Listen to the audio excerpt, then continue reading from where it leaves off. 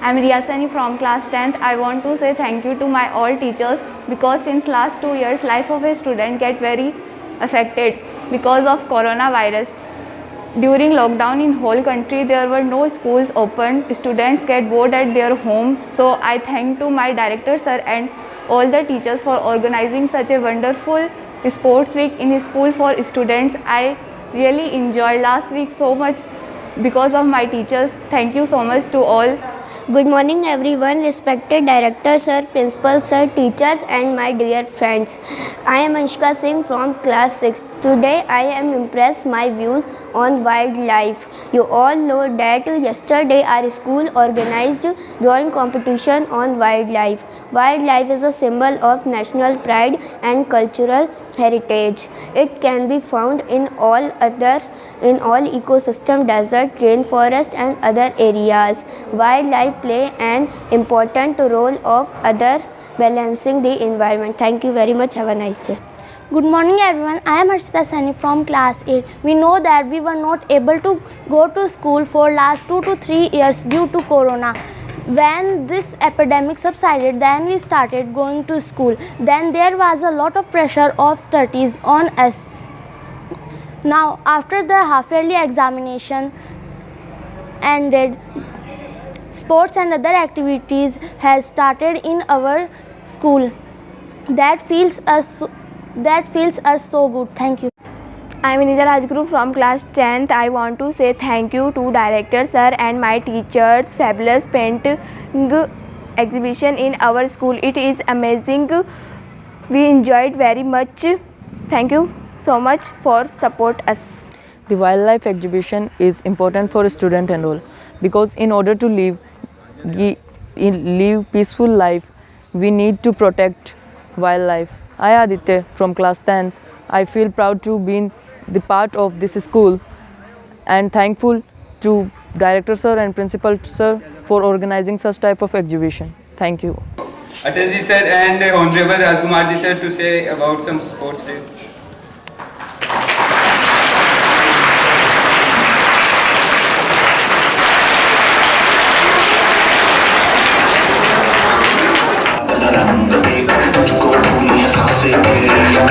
मेरे अंग बेबी कुछ भी हाथ नहीं बस मैं ऐसे जान लगे मेरे हंस के ले बीट पकड़ जोर लगा थोड़ा कस के तेरे नाल नचना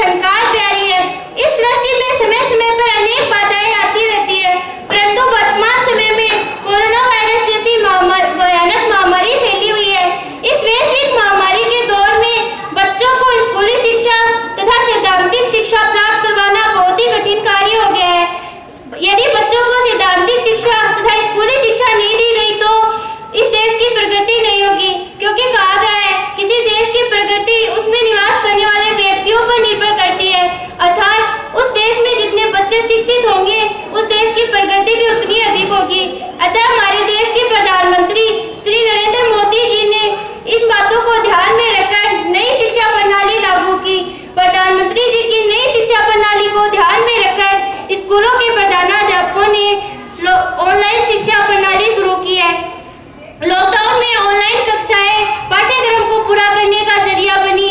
ऑनलाइन कक्षाओं के जरिए बच्चों ने पढ़ाई का नया तरीका सीखा। ऑनलाइन कक्षाओं के द्वारा बच्चों ने तकनीक के नए उपयोग को सीखा। ऑनलाइन कक्षाओं को लेने से अध्यापकों को पढ़ाई कराने का नया तरीका सीखा। ऑनलाइन कक्षाएं घर में होती है, जिस कारण बच्चों को इस वैश्विक महामारी के दौर में घरों से बाहर नहीं निकलना पड़ रहा है। महोदय, या तो मेरे विपक्षी साथियों ने विषय को ठीक से समझा ही नहीं है या वे जानबूझकर समझना नहीं चाहते हैं। मैं अपने विपक्षी साथियों से कहना चाहूंगी कि इंसान को इंसानियत के तराजू से तौलिए, इंसान को इंसानियत के तराजू से तौलिए। अरे दो बोल ही सही मगर सच तो बोलिए, अरे दो बोल ही सही मगर सच तो बोलिए। अंत में वक्त की नजाकत को ध्यान में रखते हुए मैं अपने विपक्षी साथियों से बस इतना ही कहना चाहूंगी, हमें मजबूर ना करे आवाज उठाने को, हमें मजबूर ना करे आवाज उठाने को। मेरे अल्फाज ही काफी हैं आग लगाने को, मेरे अल्फाज ही काफी हैं आग लगाने को। Thank you.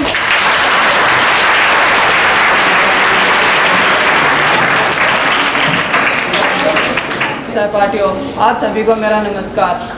मैं आलोक सैनी आज इस वाद विवाद प्रतियोगिता में दिए गए विषय ऑनलाइन क्लास पर विपक्ष में अपना मत प्रस्तुत करना चाहता हूं और मैं अपने साथियों को अपने साथी को बताना चाहता हूं जिन्होंने अभी बताया ऑनलाइन क्लास के फ़ायदों से आपको अवगत कराया है। मैं उन्हें बताना चाहता हूं कि ऐसी कोई व्यवस्था ही नहीं है जिसके केवल फ़ायदे हो और नुकसान न हो। फ़ायदे और नुकसान दोनों साथ साथ चलते हैं। यदि मैं अपने शब्दों में और ईमानदारी भरे शब्दों में ऑनलाइन क्लासेज के बारे में बताऊं तो इसके नुकसान ज़्यादा हैं और फ़ायदे कम हैं। भारत को पूरा देश बाज़ार के रूप में देखता है और हम भारतीयों को इस पर गर्व भी होता है। मौजूद शिक्षा प्रणाली, जिसे हम ऑनलाइन शिक्षा प्रणाली कह रहे हैं, का पूर्ण रूप से बाजारीकरण हो चुका है और अगला कदम यह है कि शिक्षा प्रणाली में इस शिक्षा प्रणाली से बच्चों को शिक्षा कम दी जाती है और धन उगाही का एकमात्र ये जरिया है। मैं अपने साथी को बताना चाहता हूँ जिन्होंने अभी बताया कि ऑनलाइन शिक्षा घर पर रहकर की जाती है, तो मैं उन्हें बताना चाहता हूँ कि जब यह देश के युवा घर से बाहर नहीं निकलेंगे, बाहर के माहौल से परिचित नहीं होंगे, तो क्या राष्ट्र का भविष्य संकट में नहीं पड़ेगा, देश का भविष्य संकट में नहीं पड़ेगा। ऑनलाइन क्लास का सबसे बड़ा नुकसान यह है उन बच्चों को होता है जिन्हें शिक्षक की निगरानी की सख्त ज़रूरत होती है, जो बिना शिक्षक की निगरानी के गलत राहों पर चल सकते हैं। और ऑनलाइन शिक्षा प्रणाली का सबसे बड़ा नुकसान यह भी है कि इसमें समय की कीमत होती है और बच्चों को प्रतिक्रिया देने में भी सीमित समय ही मिल पाता है और वे एक दूसरे से डिस्कशन नहीं कर पाते हैं, जिसके कारण उनके डाउट्स ज़्यादा क्लियर नहीं हो पाते हैं। ऑनलाइन क्लास क्या नुकसान ग्रामीण क्षेत्रों में रहने वाले छात्रों को बहुत ही भारी पड़ता है, क्योंकि भारत गाँवों में निवास करता है। गाँव में बिजली, इंटरनेट आदि की सुविधा कम उपलब्ध है, जिसके कारण छात्रों को ऑनलाइन क्लास लेने में समस्या आती है ऑनलाइन क्लास लेने में बच्चों को अधिक समय तक इलेक्ट्रिक गैजेट्स के पास बैठना होता है, जिससे उनमें शारीरिक समस्याएं उत्पन्न हो सकती हैं, जैसे आंखें खराब हो जाना, सिर दर्द होना इत्यादि। धन्यवाद।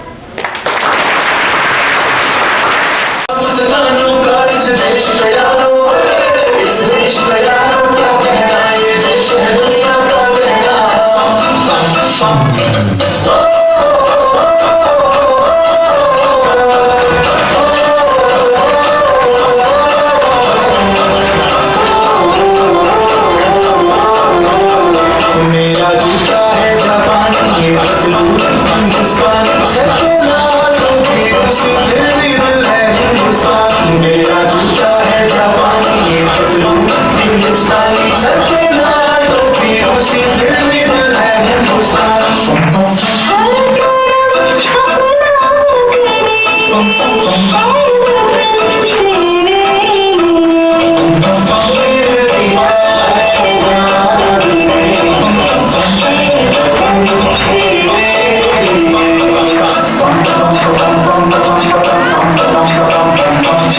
आजा आजा जिंदू शाम के तले आजा जरी वाले नीले आसमान के तले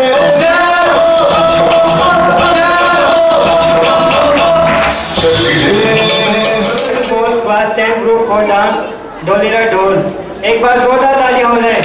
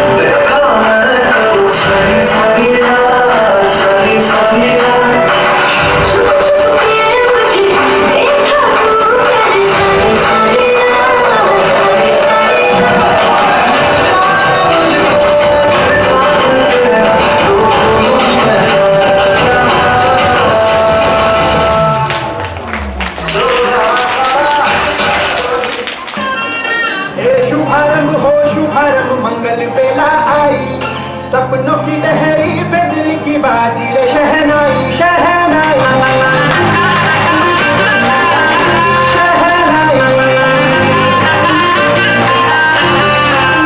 शुभारंभ हो शुभारंभ मंगल बेला आई, सपनों की लहरी पे दिल की बाजी रे शहनाई शहनाई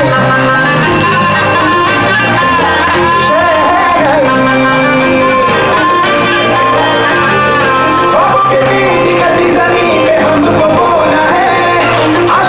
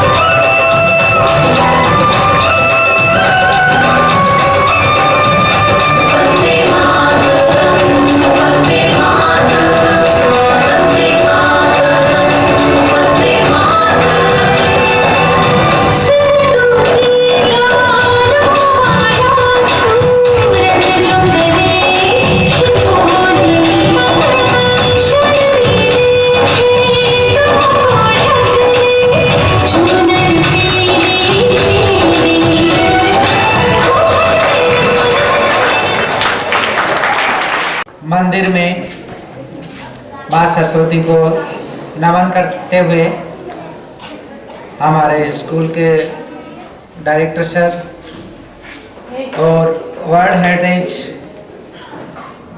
के निदेशक श्री शंकरलाल जी सैनी, विद्यालय के सभी अध्यापकगण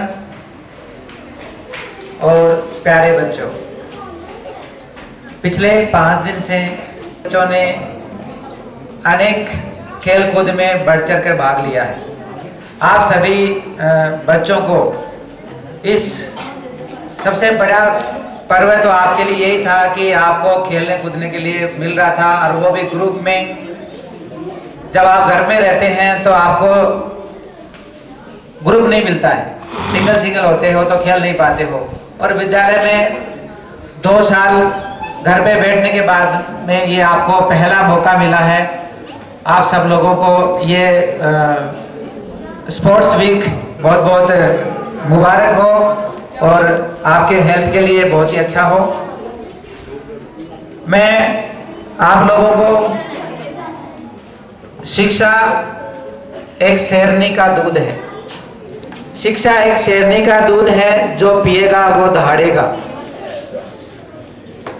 शेर और शेरनी एक ताकतवर जानवर है, जंगली राजा होता है, और उसका दूध पीने का मतलब है आपको कठिन मेहनत करके शिक्षा प्राप्त करनी है और आपको मंजिल पर पहुंचना है। तो इस शेरनी रूपी दूध को आप रेगुलरली नियमित पीते रहिए और अपने लक्ष्य तक पहुंचे। ऐसी ही हमारे तरफ से आपको शुभकामनाएं हैं, बधाई हैं। उसके साथ में ही कुछ लाइनें जो आपको मोटिवेशन के लिए हैं। लहरों से डरकर नौका पार नहीं होती, कोशिश करने वालों की कभी हार नहीं होती। नन्ही चींटी जब दाना लेकर चलती है, चढ़ती दीवारों पर 100 बार फिसलती है।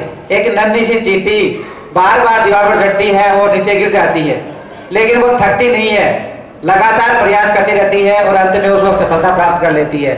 उसी प्रकार से आपको भी अच्छी शिक्षा, अच्छे संस्कार लगातार प्राप्त करते हुए अपने लक्ष्य तक पहुंचना है। आखिर उसकी मेहनत बेकार नहीं होती, कोशिश करने वालों की हार नहीं होती। डुबकियां सिंधु में गोताखोर लगाता है, समुद्र के अंदर गोताखोर बार बार डुबकियां लगाता है। डुबकियां सिंधु में गोताखोर लगाता है, जा जाकर खाली हाथ लौट कर आता है। मिलते नहीं सहज में मोती गहरे पानी में, बढ़ता दुगुना उत्साह उसी हैरानी में। मुट्ठी उसकी हर बार खाली नहीं आती, कोशिश करने वालों की कभी हार नहीं होती।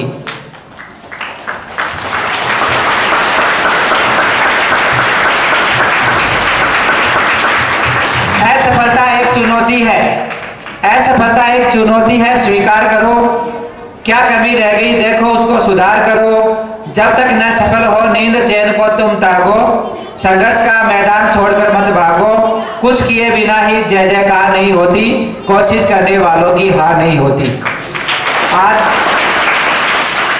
ये बच्चों ने अच्छे खेल नहीं दिखाए होते, अच्छे नहीं खेले होते तो आज इस स्टेज पर खड़े होकर इनाम नहीं लिए होते। और आपने बड़ी मेहनत की, कोशिश की, तो आपने यहाँ स्टेज पर आके सबके सामने यहाँ इनाम प्राप्त की है। इसका मतलब आपने मेहनत की है। तो जो कुछ करता है उसी की जय जयकार होती है। मैं समय काफी हो गया है, वैसे तो समय लेना चाह रहा हूं लेकिन फिर भी कम ही लूंगा। लगातार हमारे अध्यापकों ने, मैं हमारे जो टीचर्स हैं स्कूल के, हिंदी मीडियम हो चाहे हिंदी इंग्लिश मीडियम हो, मैं उनको विशेषकर धन्यवाद देना चाहता हूं कि वो पूरी प्रतिबद्धता से, कर्मठता से, ईमानदारी से मेहनत कर रहे हैं। और जो बच्चे 2 साल से घर बैठे हुए थे उनको 3-4 महीने में वापस उसी लय में ला दिया है। उन सबको मैं बहुत बहुत धन्यवाद देता हूं।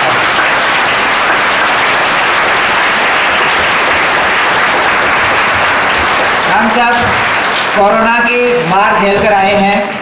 बहुत बड़ी विश्व की एक महामारी का सामना करते हुए आए हैं। कुछ लोग हमारे से जुदा होकर भी चले गए। हमारी पूर्व अध्यापिका भी एक विद्यालय से मतलब कोरोना की मार में चपेट में आने से वो भी चली गई। उनको भी मैं श्रद्धांजलि सुमन अर्पित करता हूँ, उसको श्रद्धांजलि देता हूँ। और घर वालों की अपेक्षाएं काफ़ी हो जाती हैं और अध्यापकों के सामने चुनौतियां हैं। टीचर्स क्लास टू क्लास या लगातार सुबह आते हैं और लगातार मेहनत करते रहते हैं और फिर भी कहीं ना कहीं कमजोरी अभिभावक बता देते हैं कि हमारे बच्चे में ये कमजोरी है।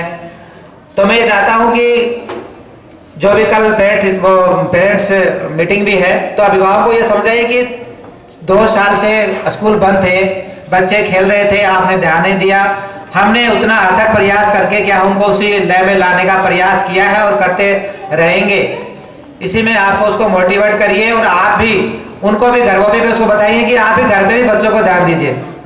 ग्रामीण परिवेश से बच्चे होने की वजह से क्या है, ग्रामीण के जो लोग उसको समय मिल पाता है, बच्चों पर ध्यान नहीं देते हैं। तो उससे क्या उनको मोटिवेट करिए कि बच्चे का 6 घंटे हमारे पास रहता है तो 18 घंटे आपके पास रहता है। तो आप भी का भी सहयोग के बिना क्या है बच्चा आगे नहीं बढ़ सकता। तो उन्हीं चीज़ों को ध्यान में रखकर क्या है उसको मोटिवेट करते रहिए। कुछ मोटिवेशन के लिए मैं आपको 1-2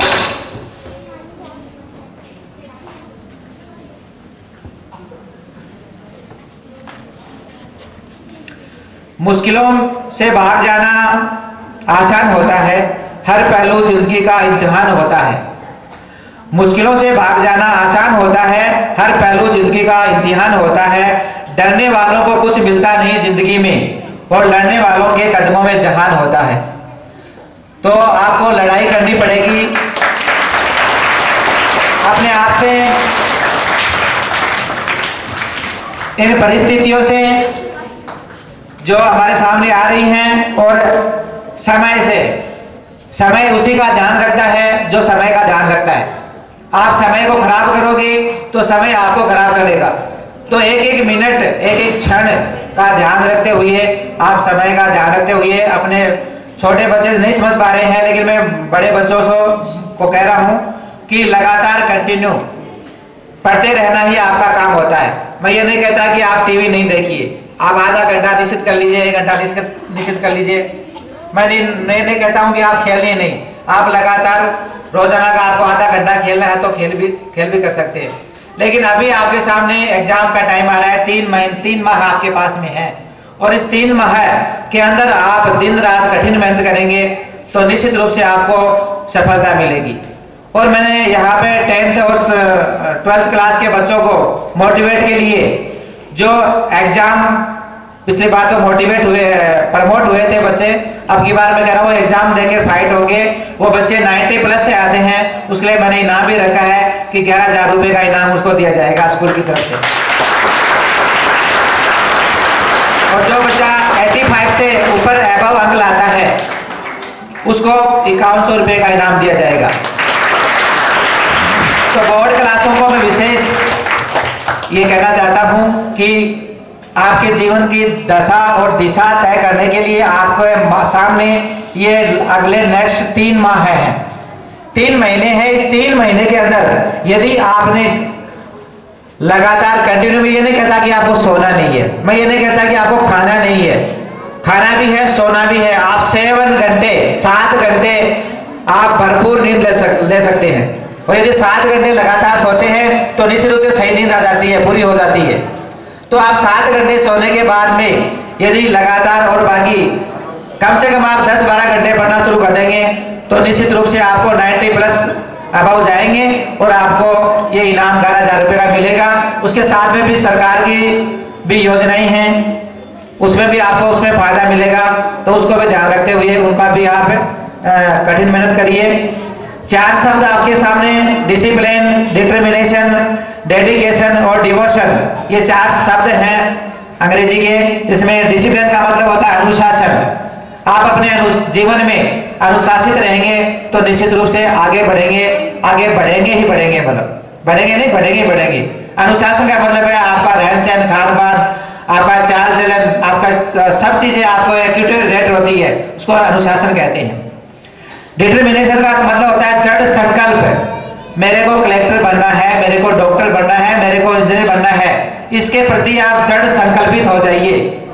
मेरे को IIT टॉप करना है, मेरे को बड़ी कंपनियों में बड़ा व्यक्तित्व बनना है, तो आपको डिटर्मिनेशन करना पड़ेगा, दृढ़ संकल्पित होना पड़ेगा अपने लक्ष्य को प्रति। डेडिकेशन, समर्पण, अपने काम के प्रति समर्पित रहिए। ऐसे नहीं कर लेंगे, आज कर लेंगे, कल कर लेंगे, परसों कर लेंगे, ऐसे नहीं, समर्पित हो जाइए अपने काम का। आपका सिर्फ कोई काम नहीं है, आपका सिर्फ काम एंड है पढ़ाई करना, शिक्षित होना, अच्छे संस्कार लेना, यही आपका काम बचा है। डिवोशन, देशभक्ति, अपने देश के प्रति अपने वफादार रहिए। अपने देश के प्रति कोई गलत शब्द बोलता है तो उसका विरोध करिए, अपने देश के शब्द के प्रति कोई गलत शब्द मत बोलिए।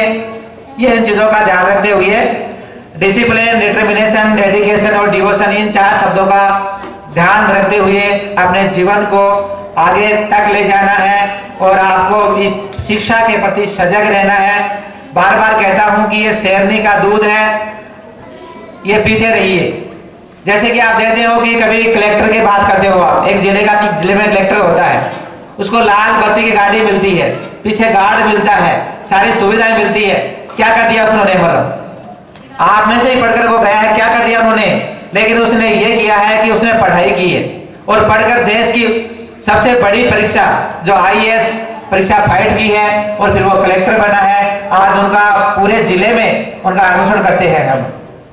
तो इस तरह से क्या है, यदि पढ़ते हैं तो हमें पद मिलता है, उस पद के साथ में समाज में हमें प्रतिष्ठा मिलती है, सम्मान मिलता है, इज्जत मिलती है।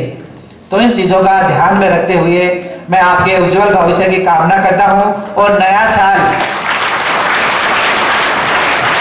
ईश्वर करे आने वाला 2022 जो साल है आपके लिए स्वस्थ रहें, आप उसके अंदर आपके लिए जीवन के लिए अच्छा रहें और जो बोर्ड क्लास के बच्चों के लिए तो बहुत ही अच्छा रहे कि मैं आशा करता हूं और विश्वास करता हूं आप लोगों से मुझे काफ़ी उम्मीदें हैं, आशा है कि मतलब आप स्कूल का नाम रोशन करेंगे, अपने परिवार का नाम रोशन करेंगे।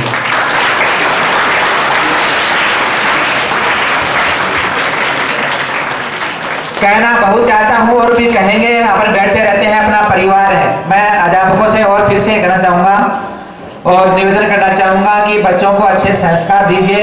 पढ़ाई के साथ साथ में उसको घर पे वो कैसे बोलें चलें, कैसे खाएं पिएं, बड़ों का कैसे सम्मान करना है, उन चीज़ों पर भी आप फोकस रखिए उनका। और साथ में उनको कहूँगा कि जो बोर्ड क्लास हैं उनको अपने अपने विषय में कैसे आपको 90+ लाने हैं, ये आपकी जिम्मेदारी है। मैं किसी एक का जिम्मेदारी दे सकता हूँ, अपने सब्जेक्ट टीचर को कहना चाहता हूँ कि बोर्ड क्लासों को आप कैसे 90+ ले पाएंगे, कैसे उसको प्रयास करना है। अपन को बैठकर कल मीटिंग करेंगे और उसमें हम चर्चा भी करेंगे कि किस प्रकार से बच्चों को हम अच्छे अंकों को पहुँचा सकते हैं।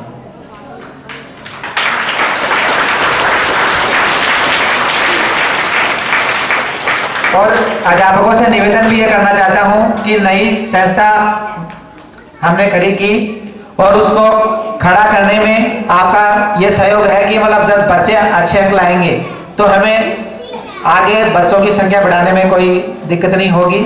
इसलिए क्या है, समर्पित रहना पड़ेगा थोड़ा।